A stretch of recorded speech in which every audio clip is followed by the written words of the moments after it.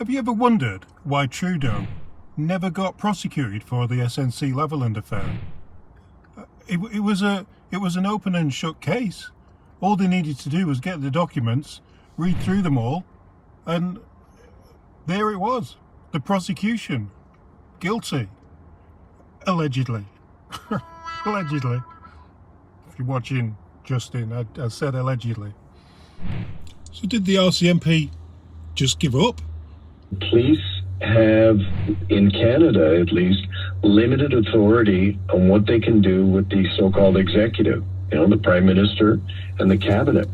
And sometimes they can't, and it's actually enshrined in the Canada Evidence Act. Wow. They can't force Cabinet to show them documents they want to look at for a possible criminal investigation, as in this case with the SNC Lavalin scandal. In the United States, they've got executive privilege, and a president can assert that. Donald Trump's asserted that on some of the documents around his presidency, and so have some of his predecessors. But that gets tested in court. And the thing that's troubling here is the RCMP didn't say, okay, well, sorry, Mr. Trudeau, but we need to look at those documents to see if you committed a crime. We're going to take you to court. That didn't happen here. They just kind of packed up their bag and left. Well, most politicians, especially if it was a conservative politician, it would end the career instantly. It would end it. Changing laws to make things work better for you is not the way we're supposed to run Canada. You and I, if we were to phone up, somebody in the RCMP or a Crown prosecutor and try and influence an investigation they were doing or a prosecution they were commencing, we'd go to jail. You're not allowed to do that. And that, to refresh everybody's memories, that's what the SNC Lavalin scandal was all about. In 2018, the SNC Lavalin engineering firm was facing a massive, the biggest in Canadian history, corruption prosecution. And no less than 44 times, 11 different people in the Prime Minister's office or around the Prime Minister's office, including the Prime Minister, tried to influence Jody Wilson-Raybould. Jody was the Attorney General back then, and she had power, authority over the prosecution of SNC Lavalin. And she kept saying to them, stop talking to me about this. You're not supposed to be talking to me about prosecutions. And they kept doing it. In the United States, people go to jail for doing stuff like that. Wow. In Canada, these guys got away with it. This whole SNC Lavalin thing undermines Canada's rule of law. If you can just go around changing laws to suit the corrupt government, what's the point? It's like a banana republic.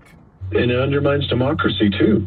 That's what happens in the third world. People in power telling prosecutors and judges and police what they can and should do. That's what they do in banana republics. That's not supposed to be happening here. But it happened in the year 2018 in Canada. And, the RCMP, I'll give them some credit, obviously realized there was a big problem. It looked like there had been obstruction of justice. They spent a lot of time investigating it, but they hit a roadblock. They needed access to the cabinet documents showing the discussion of the SNC Lavalin issue. And Trudeau said, no, you can't have them. He said no to the police, and that's what ended the police investigation. This whole thing just shows that there is no accountability in Canada. No accountability with the RCMP, no accountability with the government.